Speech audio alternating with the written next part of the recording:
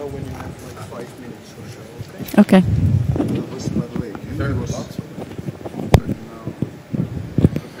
You'll each get an hour, right? He was pointing at me that you didn't upload your CVs. She has.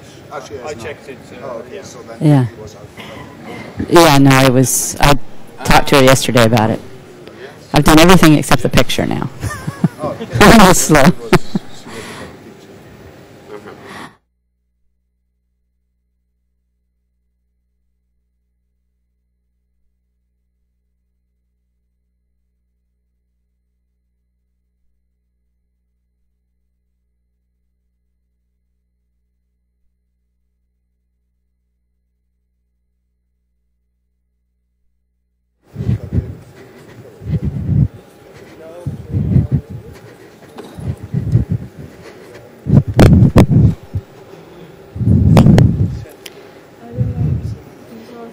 Okay, so go.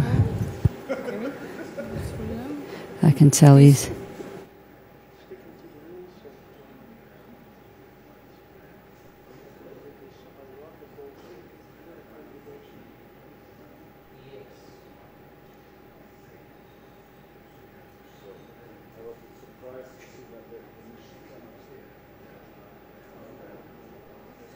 No, but they have the monitor.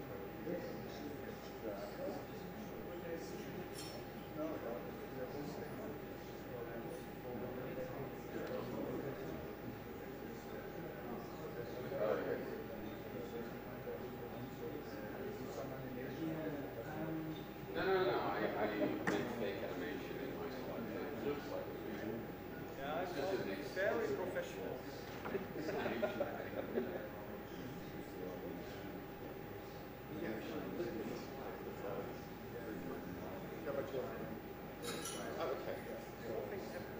I can also see myself walking out on the street.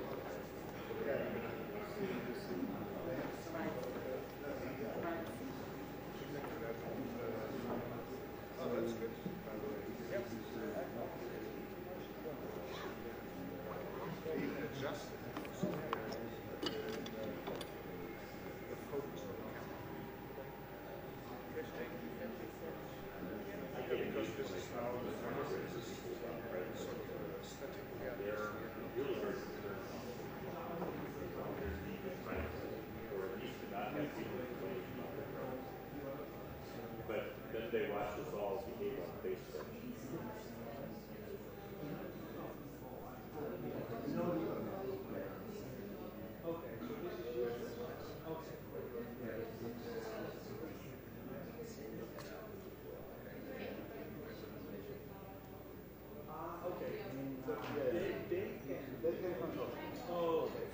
That's the important thing.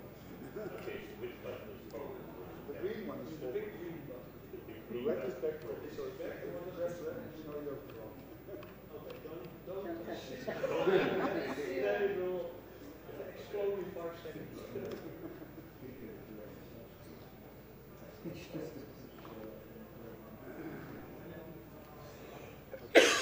Probably should start. I guess so, yeah.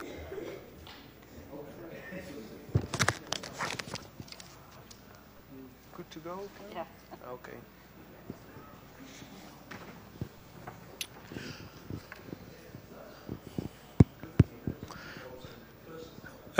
Good morning, everybody. Welcome to the third IETF update session. And when I say we, I mean Thomas Schmid sitting over there, and I met at the IETF a couple of years ago, and we said to each other, it's a shame that the NRAN community is not so active in the IETF anymore as it used to be. We should do something about that. So let's try to get a session together at the Torino conference to get people more enthusiastic about what is happening in the IETF and make them understand that influences their daily job, and they perhaps should be interested in taking part. And I don't want to be as presumptuous to say that this session at the Terrena conference that we put together has made all the difference, but I do notice that there is much more participation from the European NREN community in the IETF at this point. The groups like the AppFab Working Group, EMU, RadExt, all with a pretty serious representation of this community. So I think that is really a good thing. As I said, third time, and as long as you are happy, we will probably continue in this tradition. Also, if you have the topics that you really would like to hear about next year, let me or Thomas know, and we can try to get you a good speaker. Coming back to today, I think we have managed to get 3 excellent speakers, and I don't want to take too much of their time, so I'll keep it very brief. We have Karen O'Donoghue from ISOC talking about privacy in the IETF, Fred Baker talking about mainly IPv6, but in general his adventures in the IETF, and Alex Band of RIPE NCC to talk about RPKI. So without further ado, Karen, please tell us all about privacy in the IETF.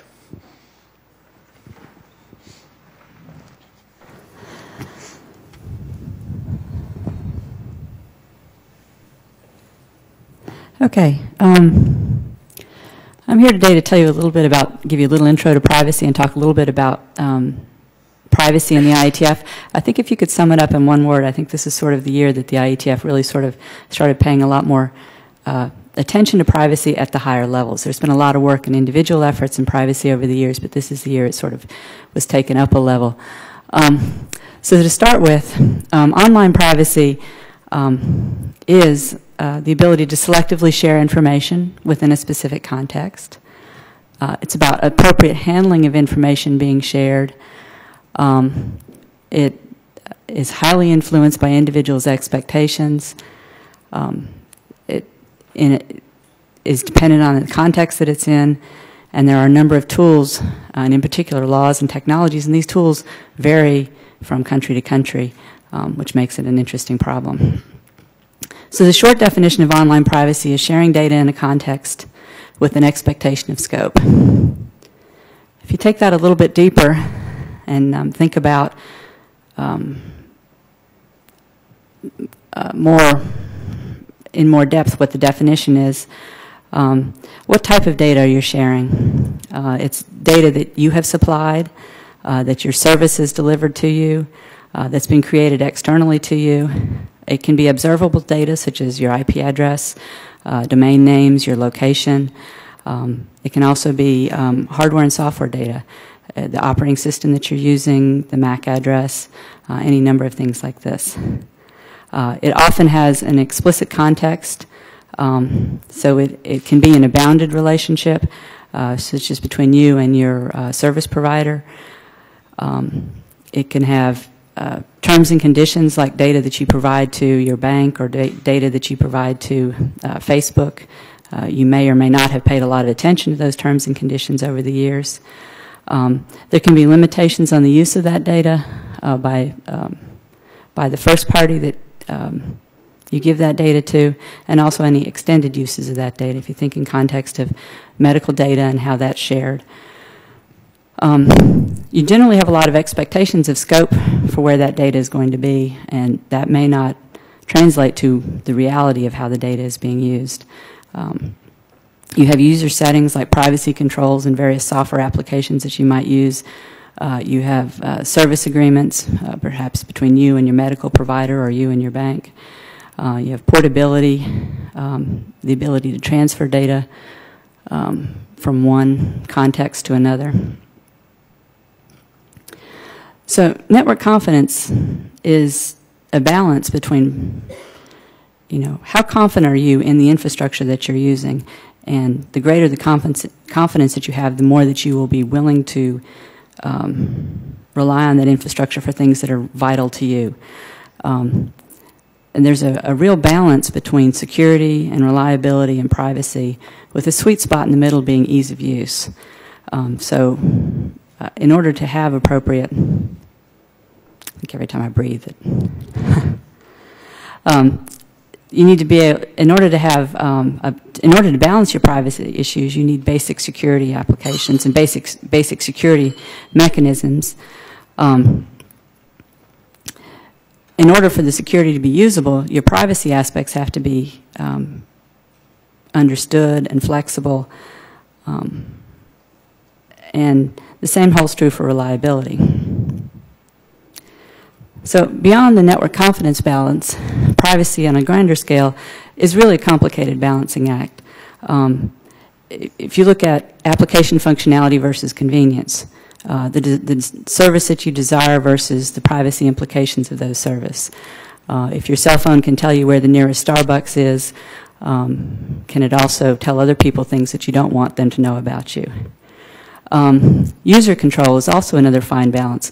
We've found over the years, as you're developing security mechanisms and privacy mechanisms, that if the controls for the user, no matter how fabulous the underlying technology is, if you haven't built a user interface on it that the users can understand and that's easy to use, then that technology won't be used. So there's a balance between a level of fine-grained controls versus something that's understandable and easy to use for the consumer. There's also social norms. You know, what's appropriate or acceptable in one culture or religion or generation is going to be different. You know, what a college or a high school student today will do versus what somebody's in their 50s is comfortable with is going to be completely different. And how you balance those and come up with products that are applicable in both environments. There's also sort of the monetary balance. It's if you ask people 10 years ago, are you willing to share your shopping patterns? You'd say absolutely not. And now you take a shopping card that tracks not only tracks what you purchase, but it tracks how you go through the store, so it knows what order you buy things in. And you do all of that for, saving 50 cents off a loaf of bread. So there's a balance there of what you're willing to pay for versus what you're willing to give up to get that 50 cents off. So obviously in the last year or two, online privacy has become a really hot topic. There's a lot of work going on in the regulatory bodies. This is not my personal area of expertise. ISOC has another couple of individuals that focus a lot more on that. But if you look at some of the things that the regulatory bodies have looked at in the past year, things like the right to be forgotten, privacy by design, privacy by default, informed consent and what that actually means, identification versus correlation, what is the data that you're providing versus what is the data that's being collected about you and correlated from multiple sources. You may not have given a total picture of yourself, but you've given a piece of it here and a piece of it there, and when you put all those pieces together, you get a much broader picture of yourself that you might not have been willing to share. Data minimization, data protection. There's just a whole number of activities that are ongoing. We've seen increased activities. We also see a lot of differences from country to country, especially if you look at EU and the US and some differences there. So what does this mean for the IETF and the IAB? If you look at RFC 4677, which is basically the Novice's Guide to the Internet and the Engineering Task Force, you see that the IETF is a loosely organized group of people who contribute to the engineering and evolution of Internet technologies. And you see that the Internet Architecture Board is responsible for the big picture and for long-range planning and coordination. So why is privacy important to the IETF and the IAB? Privacy has social, regulatory, and technical aspects. And the IETF and the IAB are looking to address the technical aspects of privacy so that the technologies that we develop are deployable on a global scale and still able to address the privacy concerns. IETF technologies have both intended and unintended implications for privacy. There are RFCs dating back to the early 90s that address privacy in the context of specific technologies such as email, SIP, IPv6, etc.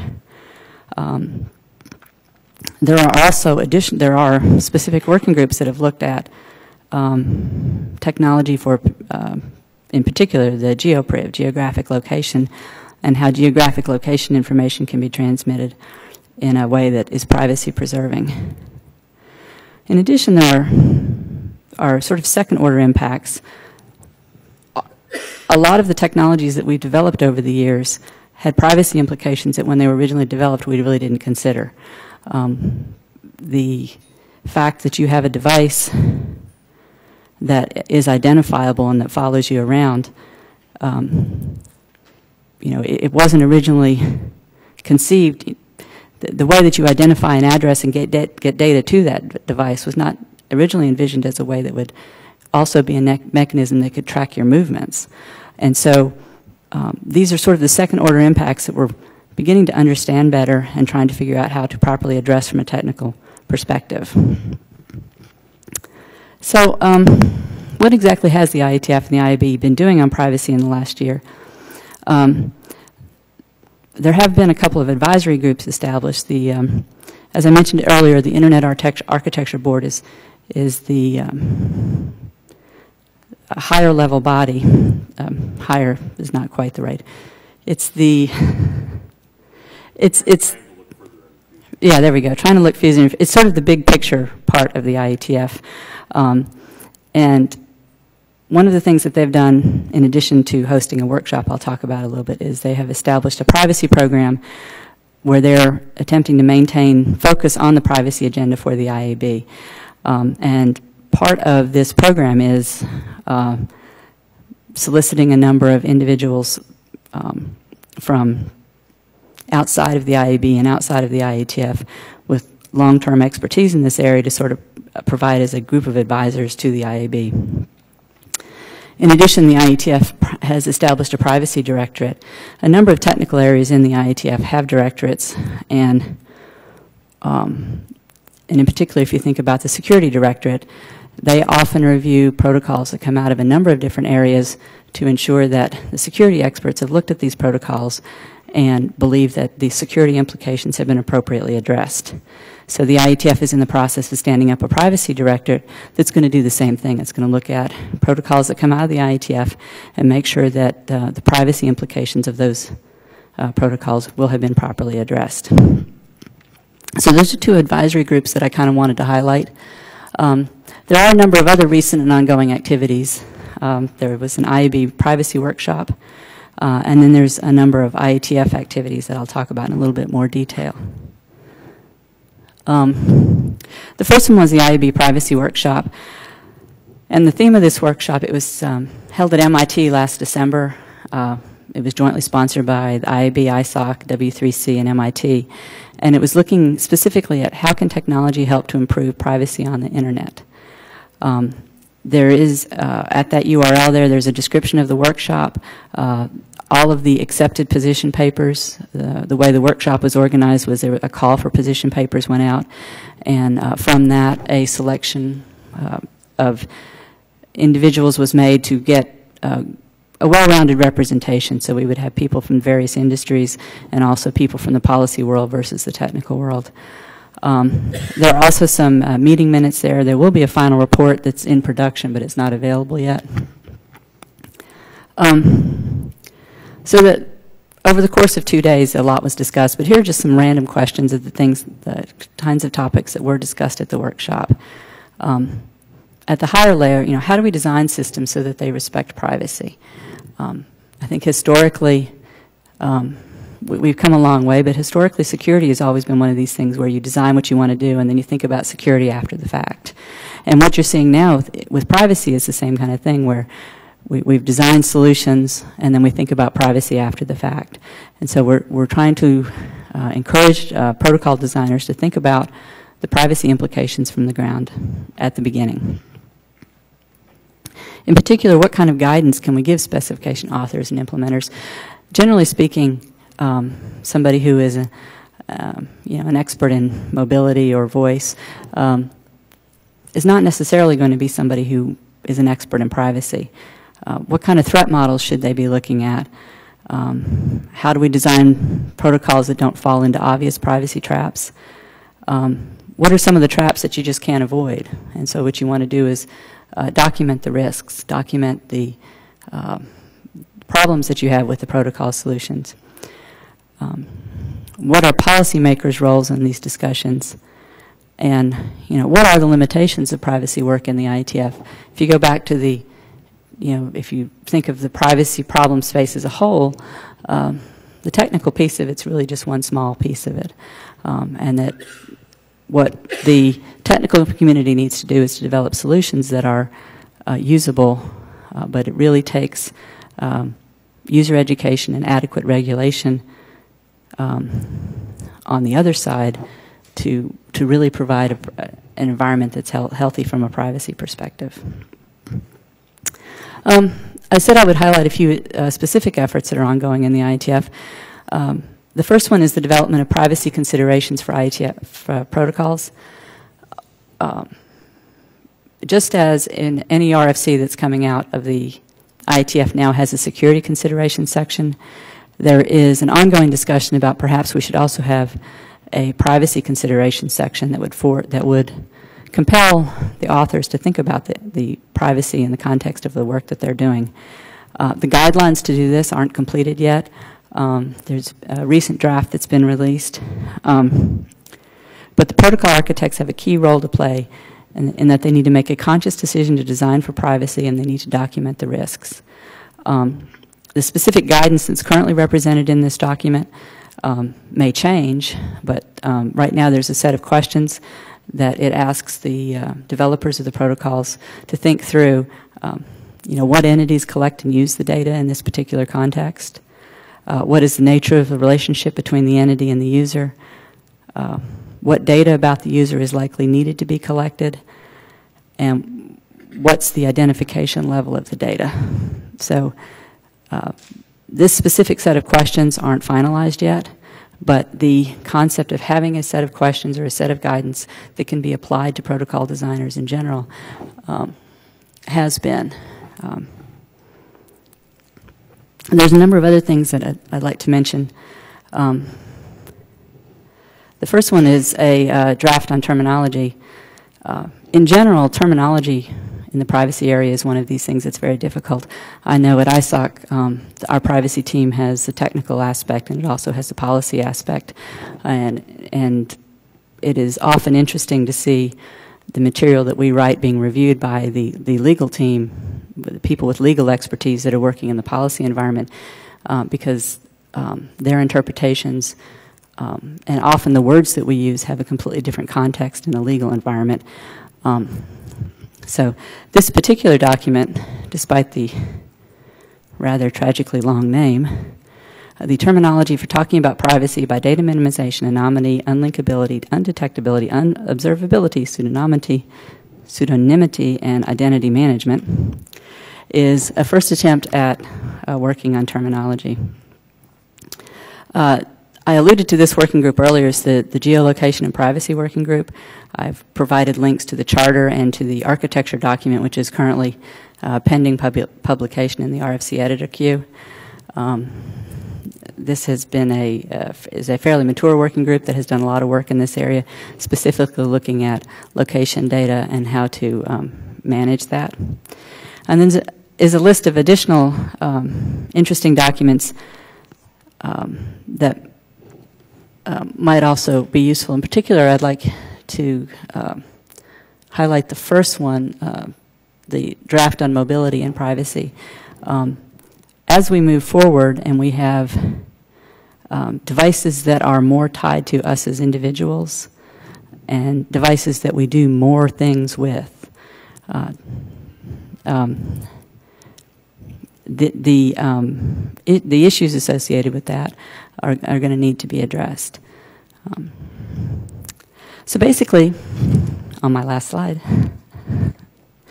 the key takeaways are that privacy is a complex balance of competing objectives. This environment is growing increasingly complicated with new applications and new devices, and in particular with mobility and how those devices stay with us everywhere we go. The IETF is placing an increasing emphasis on adequately addressing privacy considerations in all of its efforts, and the IETF is always willing to take volunteers to help with these activities. Are there any questions? First of all, thank you, Lucy. And thank you also for stopping a little bit short. We ran out of time, but I thought it was unfair not to give you your full half hour, but this is excellent. We're back on track. So we have actually time for 1 or 2 questions. So are there any questions? Hi, I recently read on the news that with some surprise, in a large insecurity has been put into IPv6 design because you have now unique addresses again, and the interface identifier may be even built from your MAC address, so you're trackable in every direction. So this was considered on the news as a failure in the design of IPv6. How would you comment on this? We had that discussion about a decade ago. Your mic is... I'm happy to hand this over to an IPv6 expert. Well, so the day that Network World published that article about a decade ago, I happened to show up at Purdue University to talk with some professors there, and walked in and spoke with some people from the IT department who were just absolutely giggling about the entire discussion. And then they told me why. The thing was that the previous week they had a student have their NIC card stolen, and wireless NIC. So the student happened to know their MAC address, and so they looked in their logs and they figured out what IP address it had been using, and looked around in their DHCP logs and found out what address it was using now. Went from there to the what access point it was attached to, and went over by that access point and found the NIC card. They were able to do that with an IPv4 address. And they didn't need the MAC address to be built into the IPv4 address to do that. Okay, what they needed was the logs and the correlation of information. So yes, the original design of RFC 4291 puts the MAC address in the form of an EUI64 address into the MAC field, but you can also use privacy addresses, which are random numbers. You go ahead and do it. And the thing is, understand that those logs exist, and they can track down if you steal a NIC card. I just want to add one thing to that. I am actually one of the authors of the draft BRIM Mobility and Privacy, and I do believe there is a problem with some of the protocols that have been designed recently, because they tend to do something like publishing the MAC address or the EUU address that is typically the MAC address with some bits around it. So if you have a global mapping in DNS from that persistent address to an IP address, you will be able to track the user where he goes. And I do think that is a problem. And Fred points out you can use privacy addresses, but that is often not the default. Actually, Microsoft by default does do privacy addressing, but most OSs don't do that. So it is something to worry about, I think. Did we take all your thunder away, Karen? Oh no, I'm happy to defer to IPv6 expert. There is one more question. Grigori Sakian, Armenia. You told about the difference between definitions, which are terminology in in IETF and in terminology in real life. Do you see any type of conflict here? Do I see a type of conflict? I think any time that anytime there are terms that are used differently in different contexts, it is a cause for confusion. I think the IETF is early in its investigation of what terminology is appropriate in this environment. I think we're going to have to spend a lot of time looking at the legal community that has spent that has a much more mature set of language associated with it than what the technical community currently has with respect to privacy. Oh, please. So, Karen, your actual statement was not that the IETF had a set of words and real life had a set of words. It was that your legal people had a set of real words. Yeah. And I have an interesting example of the conflict between the technology people and the legal people within Cisco. Because we're on a committee together and supposed to figure out how to make certain things work together from a patent law perspective and so on and so forth. And, well, let's start out with the term IP. You know, it of course means intellectual property, right? No. Okay, I mean, many of our words overlap and have really amusing conflicts like that. Right.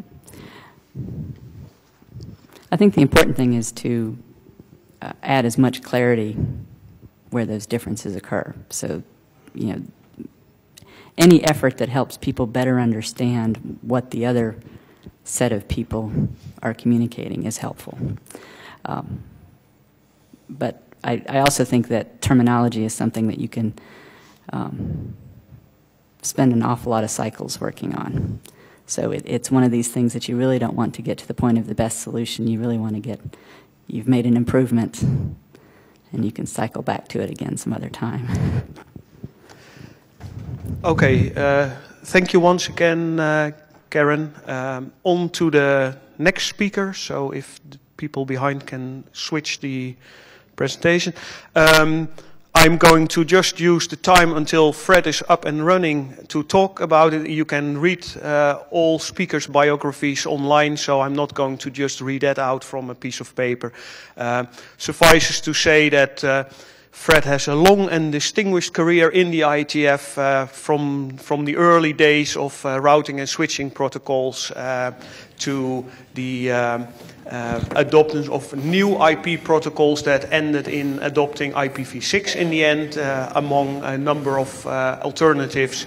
And Fred is currently co-chair of the IPv6 operations working group in the IETF, and he will share with us some of his adventures in the IPv6 space. So take it away, Fred. Great. Thank you, Klaus. So privacy considerations for this talk. Privacy was not considered in developing this talk. Okay, now there's a lot of things about the IETF that I could talk about that I'm not going to go into today. What I'm really going to talk about is my own particular work over the last couple of years, which involves being co-chair of a working group, and of course then the work that's done in that working group, but then also some specific technologies that I've been involved with. So let me talk for a minute, or well, several minutes actually, about IPv6 operations, what we call V6 ops. V6 ops is intended to be a place where the operational community and the vendor community and of course the research community can meet and talk about the intersection of needs and solutions in the IETF. And we've seen over the last 4 or 5 years a really material change in the attitude toward the operational use of IPv6 in this working group and in the IETF. To pick a very well-known example, RIPE 53, I believe, October 2007, there was a song that was put together by a bunch of the guys kind of lampooning IPv6 and saying, well, I suppose we ought to take a look at it. You know, life's going to fall apart one of these days. We ought to know what they're doing. And then over the time since, we've seen the operational community become very much more concerned as the IPv4 address space ran out. So I was met with the CTO of a company whose name you would recognize in 2008, and he was very worried. He said, you know, we know we're going to have to switch to IPv6. We don't think the content people are going to do so in time. You know, can you tell me that the content people will be on board? And what are the OSS issues that we're going to have to deal with? What are the software issues we're going to have to deal with? 2009, 2 years ago, we had several operators come to the IETF and say, this is how we're performing our transition. We'd like you to talk this through, document that in an RFC so that we can talk about that and be able to buy the stuff from our vendors. Over 2010, we've had a concerted effort from operators in the IETF community talking about their issues and their needs. And it's very much gone from lampooning the subject in 2007 to in 2010, 2011.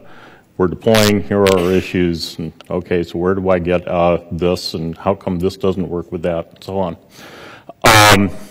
Specifically, the IETF meeting that we had in Beijing in November, we had a convergence of people coming into the room and very concerned about their transition plans.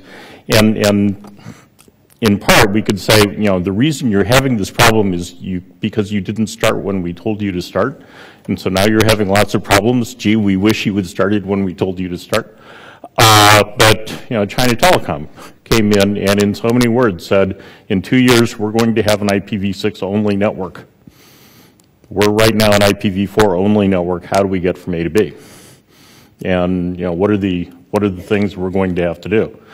Telstra was talking about dual stack with carrier grade network address translation, free, and most recently, just last month, Swisscom, talking about using 6RD as a technology to work over DSLAMs and other equipment that are difficult for them to upgrade. You know, they were all coming in and saying, oh no, the manure is about to hit the fan, and we've got a problem, and what are we going to do about that? The meeting that we had at the Hilton, 4 kilometers from here, just at the end of March, those same operators were in and talking about their issues, but very much more consciously saying, okay, we're in a process of making things happen. We have the content providers on board. This transition is happening. It's fully underway. And now we've got some other issues that we need to deal with. We find that some of our users are using older technologies like 6-to-4, which was really built as a prototyping technology.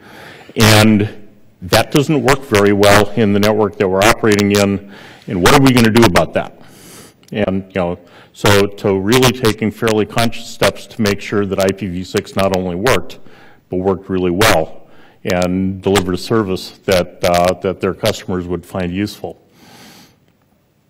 Now, at the same time, we've had an influx of operators coming to the IETF and looking at specific privacy problems and wanting to generate them, okay? What the Chinese frankly said that they wanted to do was encrypt a user's identity into the interface identifier in his IPv6 address and therefore be able to track any user's communications anywhere in China. And we said, could we talk?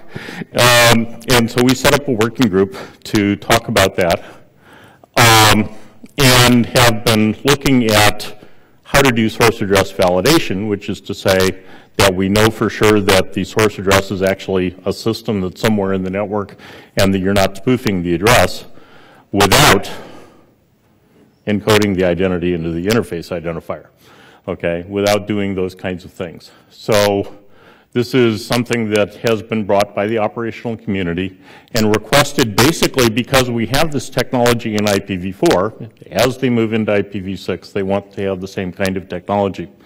And looking at both the auto-configured addresses with Slack, with address auto-configuration, and then also with the HTTP assigned addresses, which are possible but not widely used in IPv6 networks. The discussions of transition, it seems like in the IETF I have historically kind of every so often hit a working group that draws grad students out, and we get, when we were doing differentiated services and trying to figure out how best to queue traffic, I would get mailed papers, and here, if you use this algorithm to schedule your traffic, life will be better. No, if you use this algorithm. No, if you, and just one after another from grad students. We've had this problem with the transition technologies at this particular juncture. We have at least 3, I think 4, different transition technologies that the IETF has not chosen to adopt that may have value, may have particular places where they're being used. And I get people knocking on the door of the working group saying, can I talk about it in your working group? Because nobody else will listen to me. And, well, maybe there's a reason nobody else will listen to you. But, so myself and Yari Arco in the IPv6 operations working group put together a quick document describing what the IETF's viewpoint on the transition is.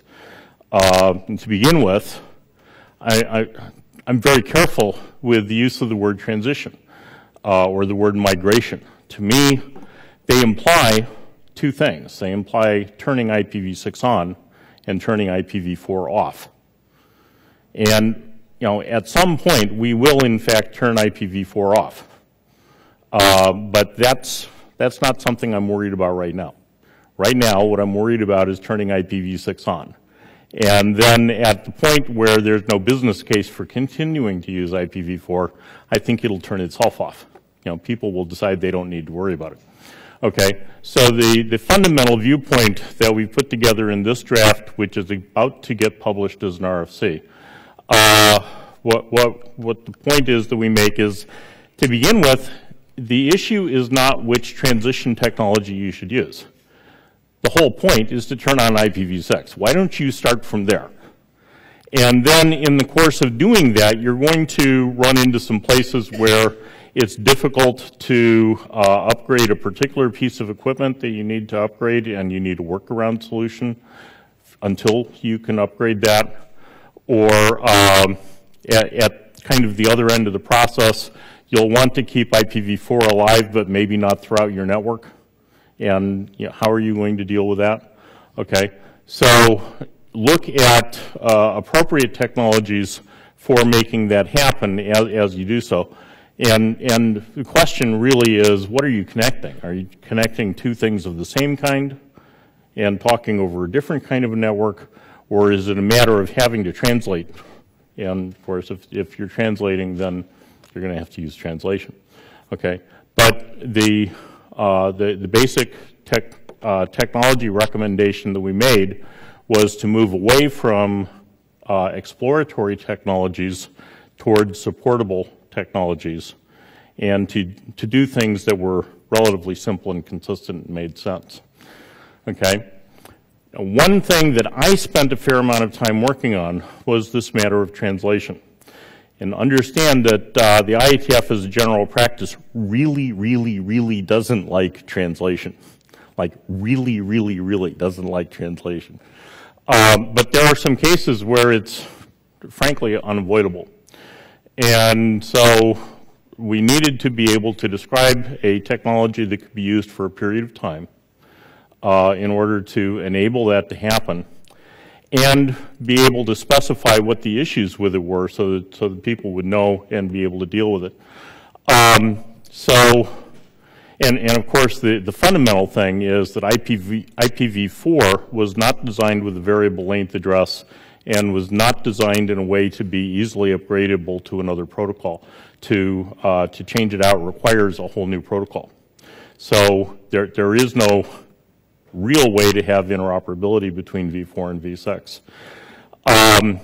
And the translation technologies that we've put in place have distinct limitations. Okay, so do they work? Yes, they work. But they work if you understand the limitations. And the limitations are, it's really difficult to fully specify a 128-bit value in 32 bits because you're missing 96 bits. And so the stateful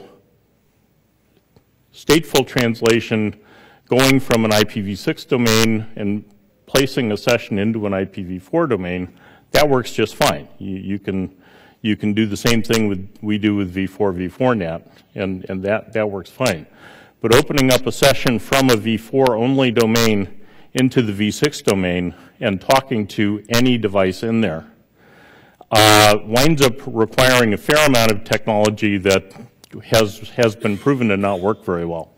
So we wound up simplifying things and just saying, you know, that's the case that we're going to choose to not solve. And instead of solving that, we're going to encourage you to turn on IPv6 in your network, and then you won't have that problem. Okay, so yes, we have translation. It has limitations. And the limitations are in part about what happens with your applications. For example, with file transfer, FTP. The people that did the IPv6 upgrade to FTP had the brilliance to change the command for, what do they call the mode? Where it doesn't change the session. I'm sorry? Passive mode. They changed the passive mode command. And so in order to upgrade FTP, we have to go change the passive mode command in flight. Who thought of that? I don't know. But you know, so there are some issues that have to be handled with an application layer gateway of some form. The tunneling discussions, we have a wide variety of tunneling technologies in the IETF. We have 6-to-4, we have ISATAP, we have Teredo, we have, of course, standard point-to-point tunnels of various kinds. We have, in addition, 6RD, which could be described as 6-to-4 fixed. And we have 4RD and a couple of other technologies under discussion. One of the things that we've had a number of papers on observing is issues with undesigned tunneling infrastructures. So if I have an infrastructure that tunnels automatically from point A to point B and then has to come back in order to get to C, from a routing perspective, you can wind up with some fairly random routing behavior and random quality of service delay and loss characteristics. You'd really like to be able to engineer your routing. And so we're recommending in general that people move away from the technologies that have been used for exploratory use and for prototyping technology, and move toward technologies that are really designed for use in native deployment. Now, one of those is 6RD. That was put together by the French telecom Free. And like I say, it builds on 6-to-4, but makes it a carrier service that is actually pretty supportable. And Swisscom recently announced that they're using that across their network to deploy IPv6 as a service without having to deploy it as an infrastructure. Now, to give you an idea of how that's intended to be used, Comcast started in June of last year and deployed 6RD in a number of places in their network so that they could get over kind of older equipment that was going to be difficult for them to do an IPv6 upgrade on. And they've said that June of this year they plan to withdraw all of that. They will have, in the meantime, upgraded all of that equipment, which in some cases meant purchasing equipment or at least putting in some new software or something like that. So that's the intended use of these transition technologies. It's not to put something in and now we've got it fixed, we'll just live with that forever, but to provide a breathing room to deploy the service and while you're doing the work under the covers. Okay, so the IETF is looking at 6RD as a primary mechanism for working around of IPv4 equipment that's difficult to upgrade. And then at the other end of it today, looking primarily at DS Lite as a way to tunnel IPv4 over IPv6 during the shutdown phase of IPv4. We're also looking at a couple of other technologies which we've got operators coming back and telling us that, this will be easier for them to use. And, that's a discussion that's ongoing. Now, the final issue that I'm going to look at is multi-homing. About 2 years ago, NTT came to us and came to the IETF and told us that they had a very material problem in deploying IPv6 in their network. And that was that NTT operates, as many companies do, a DSL infrastructure that front ends a number of service providers and needs to be able to be used by them in appropriate ways. And they might have multiple service providers in the same home where you've got roommates that have services from different service providers. In addition to that, under Japanese regulation, television is moving to an internet base, and so they have another ISP that's operated by NTT, but it's kind of a public use ISP. And what it delivers is video content. Okay? So if you want to watch the TV in Japan some number of years from now, you will almost by definition be running video over IP into your home, and that coming from a certain service provider. Well, what that means is that every home in Japan is by definition multi-homed. And the multi-homing behaviors of IPv6 in such a situation weren't all worked out. Specifically, how do we make sure that we know that we're using the right address in order to talk to the right ISP? How do you handle routing? How do you handle a number of the issues related to multi-homing in a multi-homed residence? So IPv6 ops, MIF, several other working groups, of course, IPv6 maintenance, have all been looking at different aspects of that problem and trying to make sure that the right thing happens. So it turns out that we have, in the industry right now, we have 3 different basic solutions to multi-homing that are being kicked around. And let me just kind of bring you up to date on where we stand on them. The IETF's basic model uses provider allocated addressing. What we suggest is that the residence that wants to become multi-homed, or the SOHO, or smaller company that wants to become multi-homed, should get its prefix from its provider. Now, I was fairly careful in not saying the really big company. And why? Well, consider my company. My company, Cisco, has 100,000 employees. We have locations worldwide. We have some 30 different places where we connect to about as many different ISPs, in many cases to multiple ISPs at the same DMZ. We are as big as most service providers. When we run, our IT department is essentially a service provider within the company. So from the perspective of a company like Cisco, if it makes sense for a service provider to have their own address space, it makes sense for Cisco to have their own address space. When you talk about your top, Fortune 1000 companies, that's probably true. You're looking at companies that are in a category where they really kind of deserve their own address space.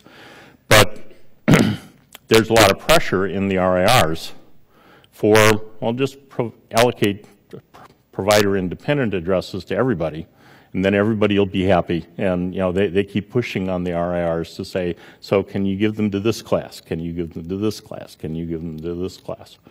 And the IETF is looking at it and saying, well, if you're not one of those really big companies, you really should get your addresses from your ISP. Now there are some issues that brings up. Of course, it deals with the route table bloat in the default free zone. That's a good thing. But what it means is that the edge network is in some sense captured by its ISP.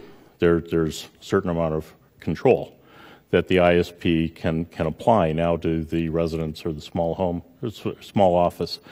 And in many cases, people would like to be independent of that and to not have to renumber their networks when they change. Okay, so that's the IETF's viewpoint, and there's an issue with it. Now, what we see in the network operational communities, as I said, is pressure to go to a provider-independent model. Speaking as a vendor, speaking as someone who makes equipment and would like to sell it to people like you, I'll build anything you want to pay for it. Okay? How much memory you want me to put into it? Consider that we have individual chips that have 500 CPUs on them, each one of which has to have some amount of memory. Think about the implications. It becomes a question of heat, question of power, question of data center design, question of operational and capital expenditures in the equipment that you buy. You know, how badly do you want to go? You want to put order of 10 to the 7th, order of 10 to the 8th addresses into the route table? We can handle it. The technology works. Do you want to pay for it? That's the question. Okay, so what we see in the network operational communities is a fairly consistent push in the direction of PI, and I'm concerned about the endpoint. Okay, so, well, it turns out that I've been working on a solution to that, which allows for independent addressing at the edge, and at the same time makes it look provider allocated as it crosses into the transit domain. And that involves translation of not the IPv6 address, but the prefix part of the address at the boundary between the enterprise network and the transit domain, the upstream network. Since the packet crosses the boundary into the transit domain and gets that particular ISP's prefix put onto it, there's no question now of BCP38 ingress filtering, because we know that address got put on there, or that prefix got put on there. And it now looks in the core as if it literally came from that ISP. It has some limitations, of course. One of the biggest being that if a session moves from one ISP to another, it's changed its address. And, well, you know, that session's going to have a problem, at least with TCP as it exists today. A solution to that would be multipath TCP, of course.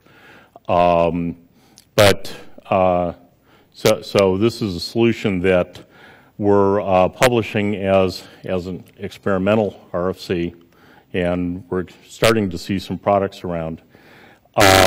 This kind of makes the PA-PI choice moot, because you don't need a PI address in order to be independent of your ISP. And at the same time, you get the benefit as if it was a PA address. Okay, so, and there's a competitor to the technology that I developed, Margaret Wasserman and I developed, and that's ILNP, which was developed in the routing research group by Rian Atkinson. So, you know, there's that approach as well.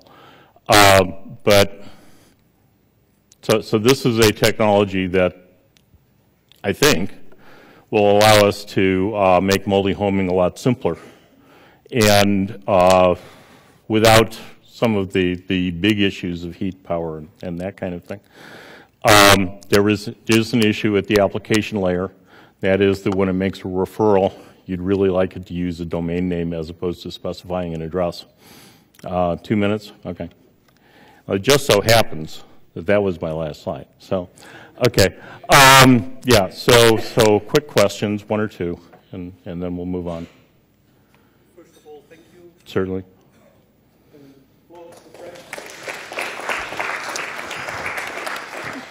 It's great to have these experienced speakers in your session, that you don't have to be policemen. Are there any questions for Fred? Oh. Even better. Hello, João Nuno from Portugal.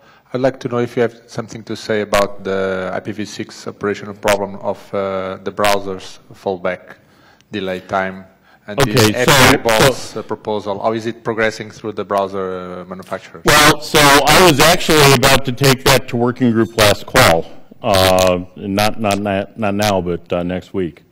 And Dan, and how many of you know what we're talking about? A few. Okay, there's a problem with most operating systems that they put the choice of the address that you connect to in the application. And the application tries to connect to one address, waits until TCP times out and fails, and then goes to the next address. And it may never get as far as switching from IPv6 to IPv4 or from v4 to v6. Or it may simply take a long time being on the order of minutes. Okay, so different operating systems have different parameters, different applications have different parameters, but that's the fundamental problem. And Andrew Yurchenko and Dan Wing wrote an internet draft which they call Happy Eyeballs, pointing out the problem and suggesting the fairly simplistic solution of why don't you try multiple TCP connects in parallel and open them up at a certain rate until you get one that works and then use that. Okay, so where we stand with that, Dan tells me that they're working with vendors.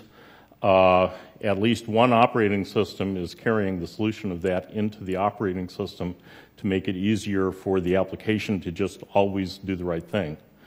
And one hopes that if one does it, then the others will as well.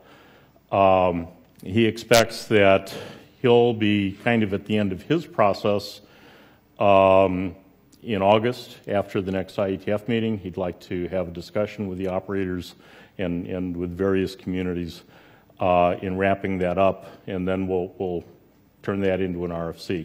The application work, as I understand it, is going on kind of as we speak. So. Any more questions? One over here. And that's also the last one. George from Portugal. I'd like to know what is the status, the development status of the CPE routers' basic requirements for IPv6, basic and advanced requirements. I know that this is in draft stage. But yeah. So for everybody else's benefit, this is a document that was brought by 2 Cisco employees that were working with Cable Labs. They wanted to incorporate the requirements of the broadband for them and basically set forth a set of specifications for a broadband CPE router.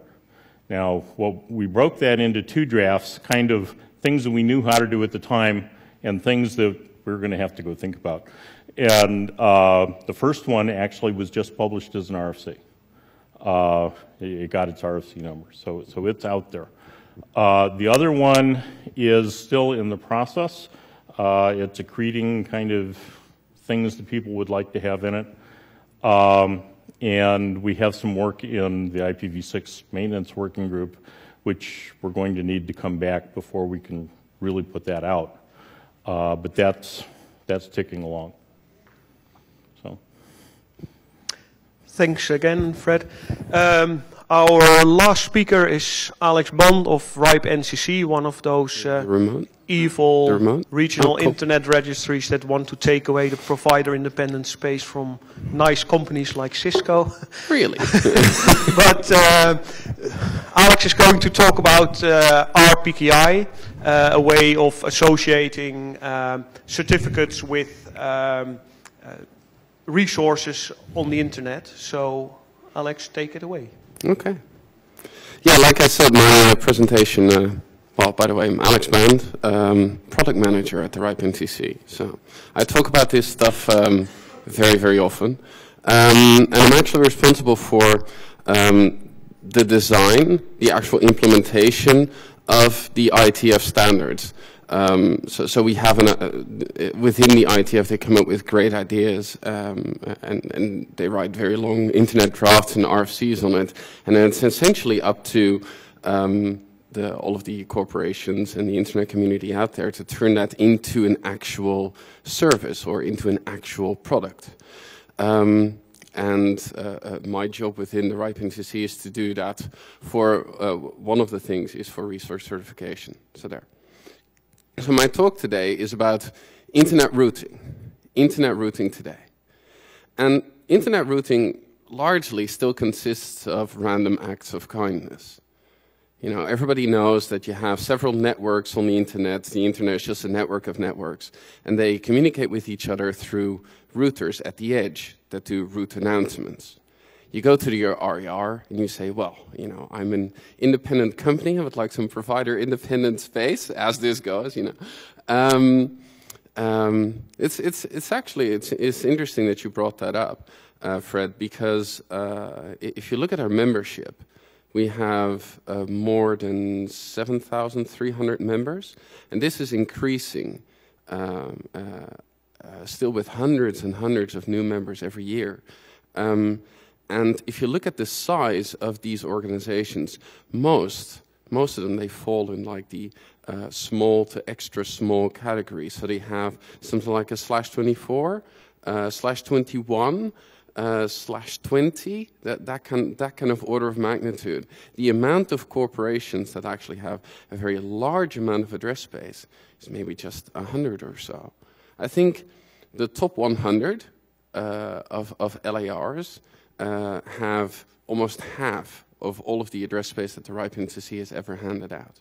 The reason why I bring that up is also because this has implications on this kind of service and this kind of routing. Because routing today is completely open, non-hierarchical, free. You get your addresses from your regional internet registry, and then you start announcing that on your router. But there's nothing stopping you from announcing a block of addresses that actually isn't yours. And if you do this maliciously, it's called route hijacking. If you do this unintentionally, it's called route leaking. And this happens every day. This happens every day. And it is just that you have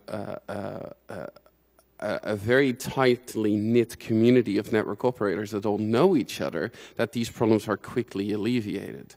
So somebody makes an announcement, and then a couple of minutes later there's a post on IRC or a blog post or an email to Nanog. Hey, I'm seeing this, what is happening?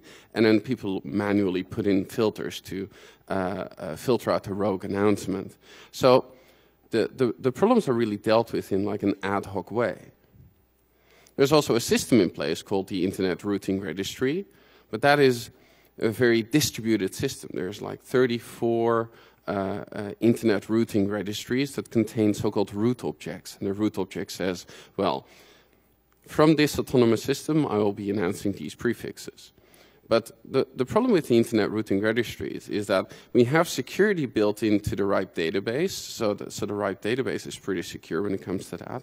So only the legitimate holder of the address space can create a root object, because it's completely locked down through maintainers and authentication.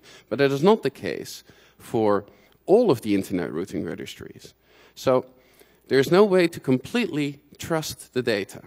If you aggregate all of the information from all internet routing registries together, and you look at all of the root objects, then not even half of all of the prefixes that are out there, all of the announcements that are out there have a root object attached to them. And from the ones that are there, from the root objects that are there, there's no 100% guarantee that the information is actually accurate.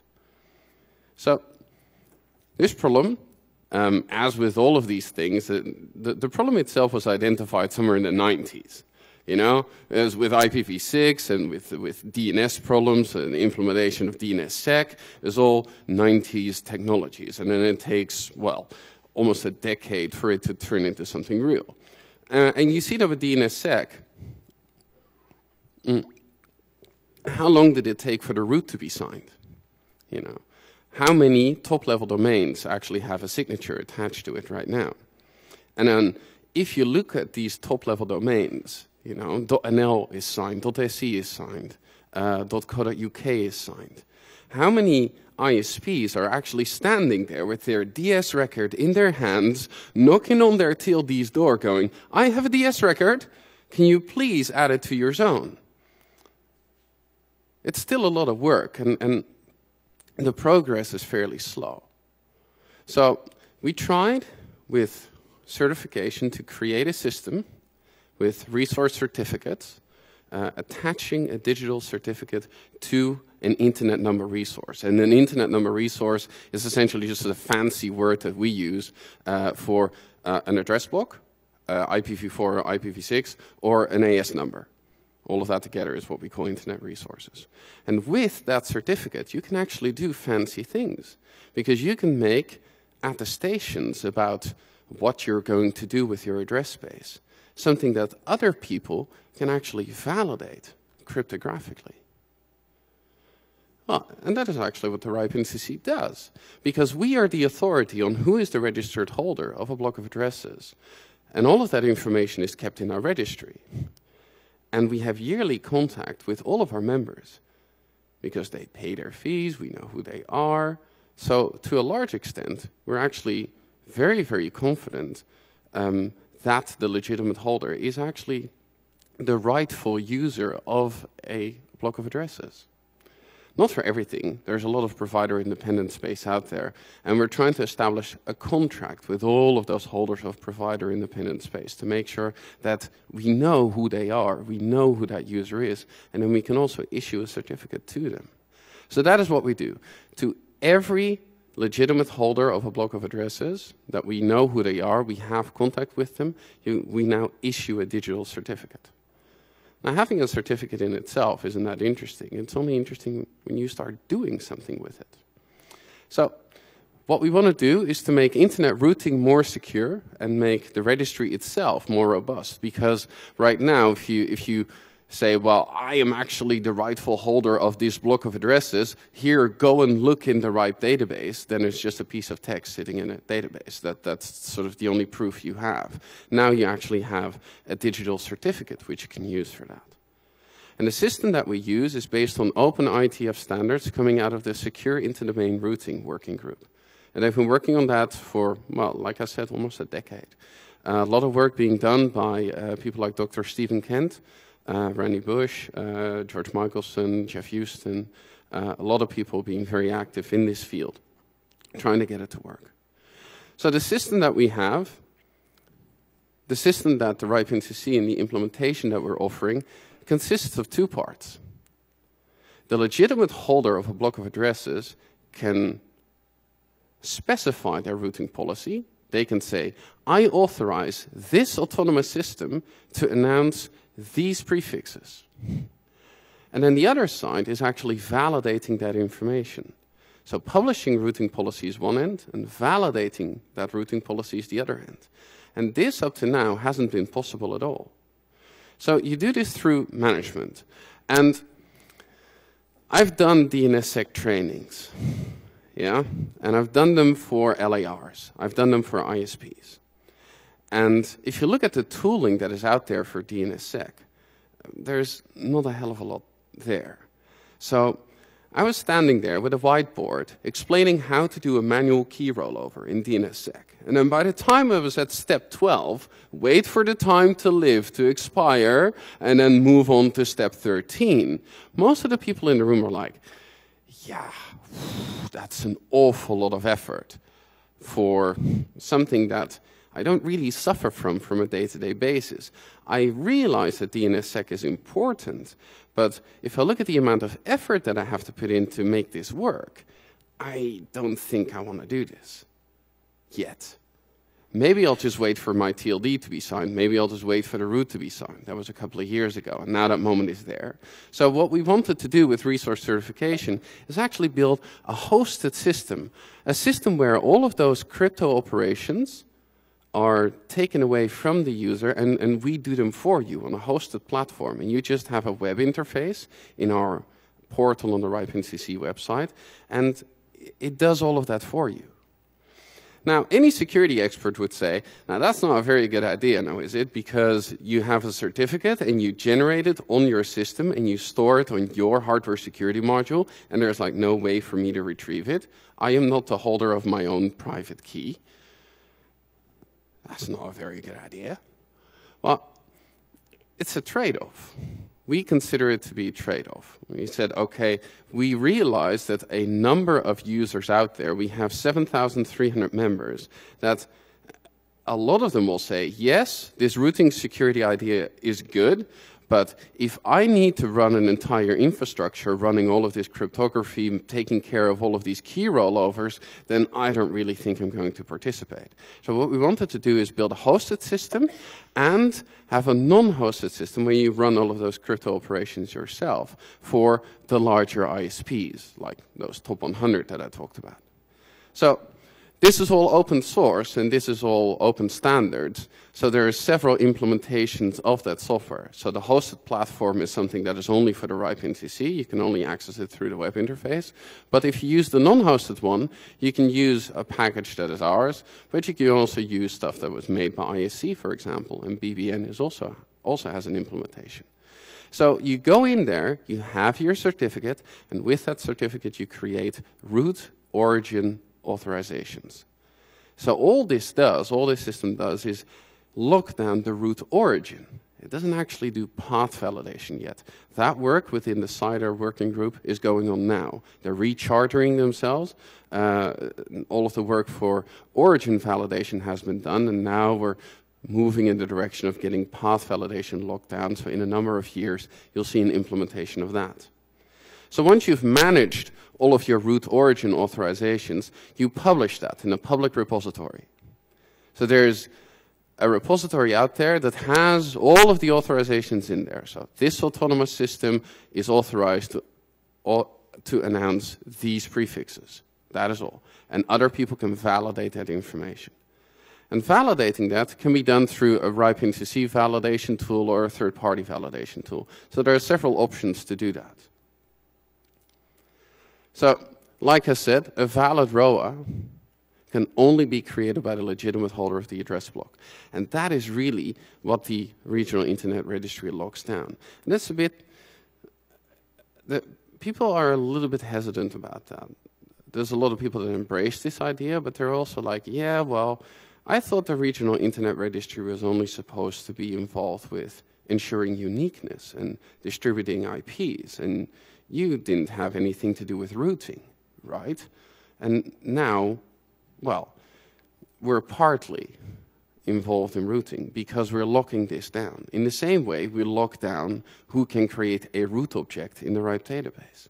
So it's, in some cases, it takes a little bit of convincing. Let me show you how it works practically. So we have this web interface, and you can click on Add root origin authorization, and you can fill in an AS number, give it a unique name, and then just drag in one of the certified resources that you have on the right. Now, these resources, that is what we get from our registry. So this LAR, this ISP, only sees the prefixes that were assigned to him by the regional internet registry. He can try to fill in a different prefix, and I'll just throw him an error message. You can also fill in something called a maximum length, and that is for purposes of de-aggregation. So if you want to say, I authorize this AS to only announce this particular prefix and no more specific. If he announces more specific, I'm going to regard it as invalid. So you can actually lock down de-aggregation, which is pretty good for the routing table and gives the holder of the prefix a little bit more control over what he authorizes different ASs to do. You can also fill in a start date and an end date, if you want. So you can, for example, take care of transitions from one AS to the other. So this information is valid until the 31st of March, and as of the 1st of April, this new information will be valid. So you can sort of anticipate that kind of thing. So all changes and all changes and updates are automatically reflected. You have a web interface you can browse, and all of the machine access is done through the rsync protocol. Now that's interesting because this technology is actually being built into routers. because there is a so-called RPKI RTR, or RPKI router standard in the CIDR working group. And this is being pursued by Cisco and Juniper. So they will actually have products that support this. I'll explain to you how that works a little bit later. So we had all of this done, and we've been working on this for quite a number of years. And then I thought, and I sat there on the 1st of January, we're going live, and then I thought, how many people are actually going to use this? You know, because I was expecting sort of adoption levels that rival DNSSEC and IPv6. You know, it takes years for something like this to gain a little bit of traction within the industry. But then this happened. That was unexpected. That little spike that you see at the end, that was the RIPE meeting last week. It sort of works like that. So you explain it and people go, oh, that's actually a pretty good idea to secure routing, and it's fairly easy to use. I could just put in my routing information. Now, if you look at the amount of people that actually start validating this, actually start depending on this information, that's a different story. But now there's like a base set of information, and we can start working from there. And this is good, because now we can gather feedback, start looking at the data in the repository, start having a look at people are just playing. And whether they create ROAS for everything, because that's an important thing. If you create a so-called root origin authorization object for one AS, and you forget to create it for another AS, all of the announcement that that other AS makes will be regarded as invalid. It will be seen as a hijacking attempt. So when you start putting in your ROAS, you have to be very meticulous in making sure that you've done all of it and you don't forget one. And in case you're wondering who these people are, they're actually these people. That really surprised me. It's some of the bigger ISPs, they're really embracing this as a thing they would like to pursue. So there's a lot happening in this field. And now we finally have some standards and an implementation that actually starts working. The amount of address space, so these companies that I just showed you, and the 460 others that didn't fit on the slide, they created ROAS for 174,000/24. For the people that are good at math, this is about 2.5/8 worth of address space that now has a valid root origin authorization attached to it, and about 8,400/32s. That's pretty good. Because now we can do something. Now people can start validating. Because we need to gather community feedback now. Now we have some data. Now we need some ideas. So if you have ideas, we'd love to hear them. If you need a certain implementation, we'd love to hear about it. We're building a non-hosted solution so you can run your own software.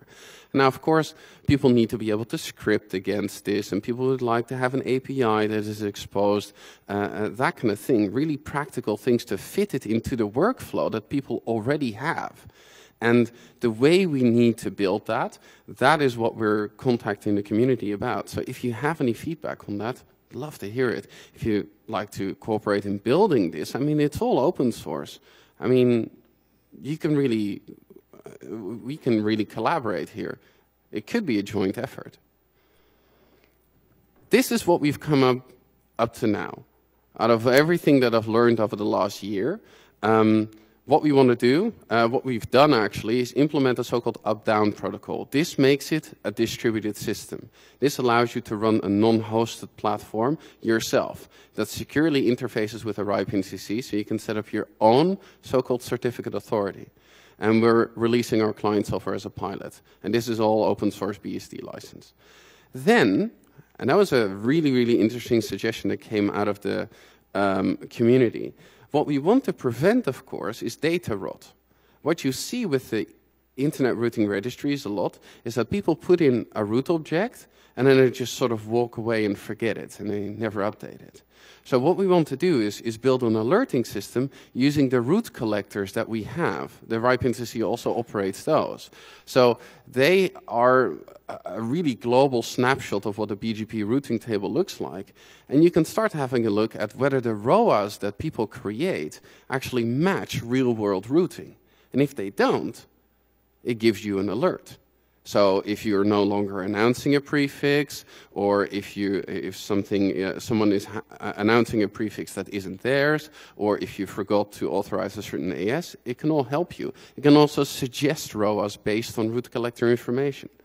And we want to work on caching, scripting, API, and router support, that kind of thing. Like I said, Cisco and Juniper, we're actually actively working with Cisco to make this work. We have a couple of Cisco 7200s at our office running beta code. Now, the way this works is that the router will be able to ask a question. The router itself doesn't do any of the crypto. So the router will say, I see this announcement for this prefix. Can you tell me if that is a valid announcement? And then the validation service, so this is a separate service running off the router, will answer with 1, valid, 2, invalid, or 3, unknown. I have no idea. This doesn't exist. There's no ROA for this yet. And of course, right now we're in a situation where unknown will be the most prevalent state, but valid and invalid will be things that will be increasingly available. And based on that, based on the 0, 1, or 2 reply, you can create route maps, you can make a decision. So all of this is to drive routing preferences. Network operators are free to put in any routing policy they like, and other network operators are completely free to base any routing decision that they want on the information that is available to them. And the simplicity will be in the fact that this will be, well, completely from generating a certificate all the way down to being available in routers. So that's happening. And if you need anything else, if you want to know anything else, please go to right.net/certification, or you can also contact me. Or if you have any questions now, let me know. See, it worked out with my timing.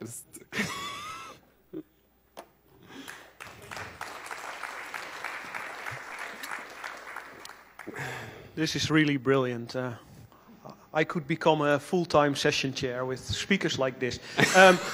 Are there any questions over there? Do you have a mic? Ooh. Oh, you have it already. Hi, Turha, Finland. What's your plan with ERX? Ooh, that's a nice one. Yeah, so just to be clear, in the beginning of my talk I said we certify all of the address space that we have established who the legitimate holder of the address space is for. So right now, we only issue certificates for IPv4 space that has a status provider aggregatable or IPv6 allocated by RAR. Those are the only two.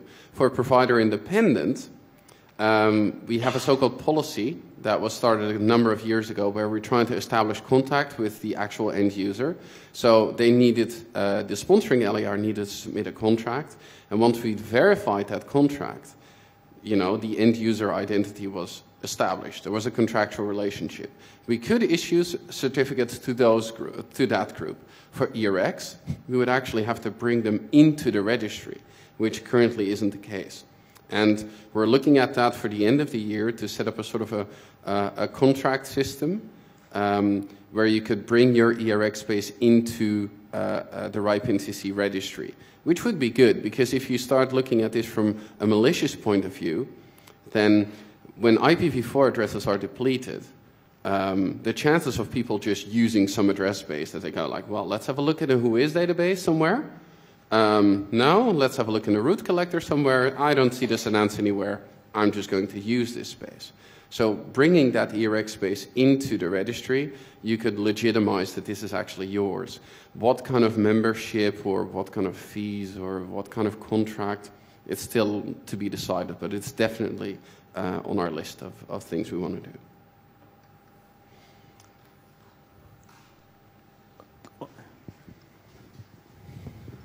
One question about the general development. I mean, you were mentioning these are open standards. Actually, they're not. They are not standardized to some extent. No, yeah, they're right. And they're not finished. I mean, the RTR protocol is under debate. So do you have any view on how this will continue? How fast will you catch up with changes in the specs, and How We much do you take part in the discussion?